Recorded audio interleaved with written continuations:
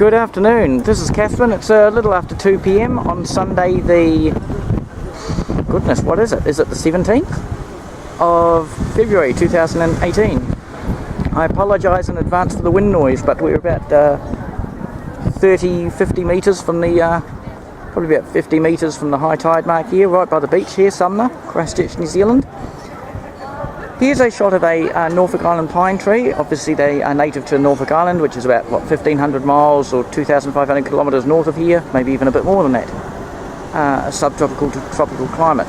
So they are at the outside edge of the comfort zone here, but they'll take 100% seafront exposure.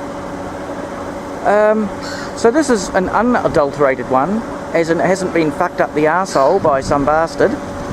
And we're just going to rotate the camera and cross the road here. There's a smaller one that does look like it's had a bit of a hack job too.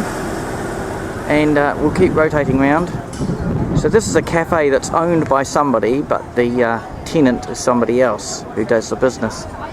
And the other day, even though it's on council land and it's a protected tree, well, it's non-native, but it's 100 years old, just under 100 years old. They said 90 years old. The landlord told the guy from the cafe, went out there with a saw, I don't know who supplied the saw, and to hack off about 2/3 of its branches. So obviously the council weren't very happy. Now a tree like this, the growth habit of a Norfolk Island pine, or a Coria, possibly Excelsior from memory, it will never replace the lower branches. Some trees do, some trees don't. These will never, not just a long time, it will never. A tree like this is basically irreplaceable. If you did want to replace it, given it to transplant a large palm tree does require, you know, crane and trucks and that kind of thing. You have to buy one in the first place and transport it on a truck, and it requires days of preparation, if not weeks, and considerable looking afterwards, guy ropes and whatever for the first several years. Such large transplanting jobs are not normally done with conifers, especially this particular type of conifer. That's not to say it couldn't be done, but if it costs $20,000 to $40,000 to do it to a large palm, I suggest to you it would be at least 10 times that amount for a conifer. So, you know, as far as I'm concerned, this guy's done $250,000 to $500,000 damage to public assets here in Christchurch. You know, I hope the council sues the backside off him and takes the cafe off him. That's a point actually. If you did want to transplant, you know, to plant, the only way to replace this tree is to go and get one from nearby. It would be no good bringing one down from the North Island. The change of climate would be a huge stressor for it. You'd have to buy one from someone in this area, bring it. You'd probably have to buy that cafe anyway and demolish it and then dig up half the road round where the pedestrian crossing is and that. Because you're going to need to take, the one you put in its place is going to need a very large root ball, and it will still need to be guyed, as in stabiliser wires, for 10 years or 20 years or goodness knows who, because they're very much an unknown. You just don't transplant large conifers. But, you know, if you want to replace that conifer, short of planting a young one and waiting another 100 years, just because in a matter of an hour or something, someone went out there with a handsaw. There's pictures of that on the internet. I'll just pan around slowly this way. You can see there's another Norfolk pine, and pretty much looking in perfect condition. Obviously in this temperate climate they don't look their absolute best. If you see these growing in like New South Wales and places like that, and probably even the far north of the North Island, they often do just look better. But there are some that look almost perfect, certainly around the seafront of Christchurch. There's several suburbs.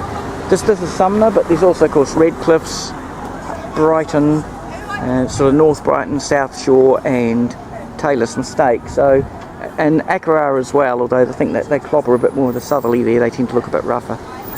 So here we go. That's what a 100-year-old pine tree looks like after someone's had a go at it with a handsaw for about an hour. So this is Catherine, your on-the-spot reporter, reporting the on the idiot who is the owner, apparently, of this building. And although he doesn't actually run the business himself,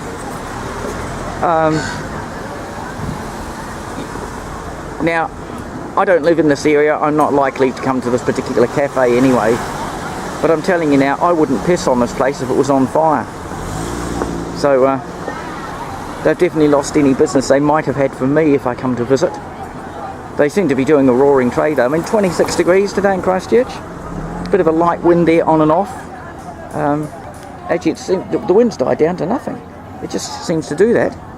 And I'll just turn around slowly. This is Cave Rock. That's like a lighthouse. No, not a lighthouse. The lifeguards can keep watch up there. At certain times of the tide, you can walk through the rock. It's hollow inside. I think these are old volcanic rocks that got blown over a volcano about a zillion years ago. And there's tunnels all through that rock. You can walk through it. In fact, we might actually see if the tide's in a way that we can do that now, actually, and make another video of that one. And I'm actually standing in the shade of a Norfolk Island Pine tree. And I think you'll find that as the Oricorias, and I'm probably fairly common with them actually, you tend to get either a male tree or a female tree, and occasionally they have bisexual trees. I know that when some plants do bisexual, it's actually a defective male. It's a male that has fertile flowers or something, but as opposed to a true bisexual. But they do give cones or seeds. So yeah, as far as I know, these are Norfolk Island Pines. I'm actually not sure, but you might find that they are female and male on separate trees, and so obviously only the female trees bear cones with a wee nut in it that is edible. All of the Oricorian nuts are edible. Obviously some are bigger than others, so there's more of them to eat. Right, we'll get going.